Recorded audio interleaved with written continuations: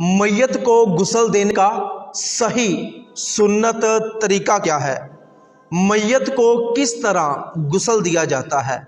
अभी हम आपको प्रैक्टिकली दिखाएंगे सवाब की नीयत से और सीखने की नीयत से। वीडियो को आखिर तक मुकम्मल देखिएगा। तो चले शुरू करते हैं। जिस तख्ते पर मैयत को गुस्ल देना हो उस तख्ते पर मैयत को कपड़े उतार कर लेटा दें और मैयत की नाफ से लेकर मैयत के घुटनों तक ये सतर का हिस्सा है, इस सतर के हिस्से को किसी मोटे कपड़े से छुपा दें ताकि मैयत का सतर नजर ना आए, बेपर्दगी ना हो। मैयत को गुस्ल देने के लिए एक टब में बेरी के पत्तों वाला नीम गर्म पानी लें। मैयत के ऊपर पानी डालने के लिए साथ एक बर्तन, डोंगा वगैरह लें, एक साबुन ले लें और थोड़ी सी रुई ले लें। इसके बाद आपने सबसे पहले मैयत को इस्तिंजा करवाना है। मैयत को इस्तिंजा करवाने के लिए सबसे पहले अपने हाथ पर दस्ताना वगैरह, कपड़ा वगैरह, कोई शापर वगैरह लपेट लें। मैयत को इस्तिंजा करवाने के लिए आपने अपना बायां हाथ इस्तेमाल करना है। फिर आपने क्या करना है कि मैयत के जो सतर के हिस्से पर आपने कपड़ा डाला हुआ है उस कपड़े के नीचे से अपना हाथ दाखिल करें और मैयत की आगे वाली और पीछे वाली शर्मगाह को साफ करें। ज़रूरत पड़ने पर मैयत को आप करवट के बल भी कर सकते हैं, मैयत की टांग वगैरह भी उठा सकते हैं। खूब अच्छे तरीके से इस्तिंजे वाली जगह को साफ करें, पानी बहा दें। मैयत को इस्तिंजा करवाने के बाद आपने जो दस्ताना, कपड़ा या शोपर वगैरह अपने हाथ पर चढ़ाया हुआ था उसको निकाल कर कचरे में फेंक दे। इसके बाद आप अपने हाथों को अच्छे तरीके से धो लें। अब आपने मैयत को वुज़ू करवाना है। वुज़ू करवाने के लिए आपने सबसे पहले मैयत का दायां हाथ अच्छे तरीके से धोना है। फिर आपने मैयत का बायां हाथ अच्छे तरीके से धोना है। इसके बाद आपने थोड़ी सी रुई ले लेनी है, उसको पानी के अंदर गीला करके मैयत के होंठों पर, मैयत के दांतों पर अच्छे तरीके से फेरना है। इसके बाद आपने फिर से थोड़ी सी रुई लेनी है, उसको पानी में भिगोना है और मैयत के दोनों नाक के नथनों में अच्छे तरीके से वो गीली रुई फेर देनी है।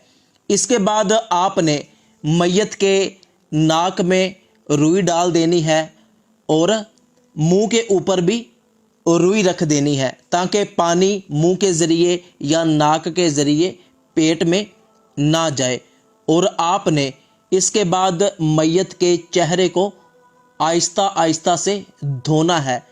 चेहरे के ऊपर ज़ोर से आपने हाथ नहीं मलने। जिस तरह आप खुद वज़ू में अपना चेहरा धोते हैं इसी तरह मैयत का आपने चेहरा धोना है। इसके बाद आपने मैयत का दायां हाथ कोहनी तक और इसके बाद बायां हाथ कोहनी तक धोना है। फिर आपने अपने दोनों हाथों को तर कर लेना है और मैयत के सर का मसा करना है।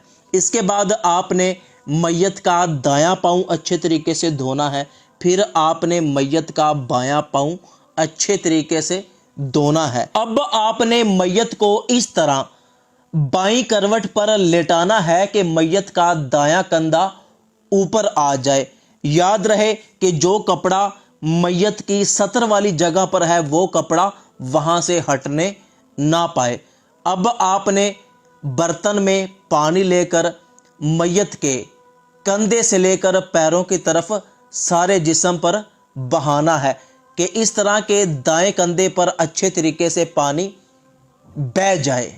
इसके बाद आपने मैयत को दाईं करवट पर लेटा देना है कि मैयत का बायां कंधा ऊपर आ जाए। अब आपने मैयत के बाएं कंधे पर अच्छे तरीके से पानी बहाना है, बाएं कंधे से लेकर सीधा पैरों की तरफ। फिर आपने मैयत को सीधा लेटा देना है। अब आपने मैयत के सर से लेकर पैरों तक अच्छे तरीके से मैयत के ऊपर पानी बहाना है, यहाँ तक कि एक भी बाल खुश्क ना रह जाए। याद रहे कि मैयत का जो हिस्सा सतर वाला है, नाव से लेकर घुटनों तक, जब आपने इस हिस्से पर अपना हाथ फेरना है तो आपको अपने हाथ पे दस्ताना वगैरह चढ़ाना पड़ेगा, इसलिए कि बिला हाइल आप मैयत के सतर वाले हिस्से को टच नहीं कर सकते। आपको लाजमी अपने हाथ के ऊपर दस्ताना या कपड़ा वगैरह रखना पड़ेगा जब आप मैयत के सतर वाले हिस्से पर हाथ फेरेंगे। ये बात भी याद रहे कि जब आपने मैयत के सतर वाले हिस्से पर पानी डालना है तो कपड़ा उठाकर भी डाल सकते हैं, इस तरह के आपकी नज़र मैयत के सतर वाले हिस्से पर ना पड़े, और कपड़े के ऊपर से भी डाल सकते हैं जबकि आपको यकीन हो कि कपड़ा अपने ऊपर से पानी को अच्छे तरीके से नीचे ले जाएगा और मैयत का सारा जिस्म पानी के साथ गीला हो जाए, पानी वहां पर बह जाए। इसके बाद आपने मैयत को करवट के बल करके मैयत की कमर वाले हिस्से पर भी अच्छे तरीके से पानी बहाना है, वहां पे हाथ फेरना है।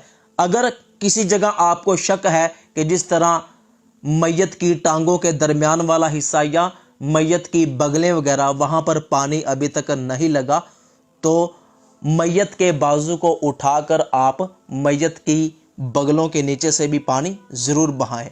इसी तरह मैयत के टांगों के दरमियान भी पानी को ज़रूर पहुंचाएं, यहाँ तक कि मैयत के जिस्म का कोई भी ऐसा हिस्सा ना हो जहां पर पानी ना बहा हो। अब मैयत को थोड़ा सा ऊपर करके बिठाएं जहां तक मैयत ऊपर हो सके, और मैयत के पेट पर हाथ फेरें ताकि अगर कोई चीज़ जिस्म के अंदर से बाहर निकलने वाली है तो वो शर्मगाह के ज़रिए बाहर निकल जाए। मैयत को दोबारा से इस्तिंजा करवा दें। अब मैयत को दोबारा गुस्ल देने की हाजत नहीं है। ज़रूरत पड़ने पर आप मैयत को साबुन के साथ भी नहला सकते हैं, लेकिन बेरी के पत्ते भी वही काम करते हैं जो साबुन काम करता है। तो दोस्तों, वो लोग जो मैयत को गुस्ल देने वाले हो, उनका मैयत को गुस्ल देते वक्त अपना बावज़ू होना ज़रूरी है।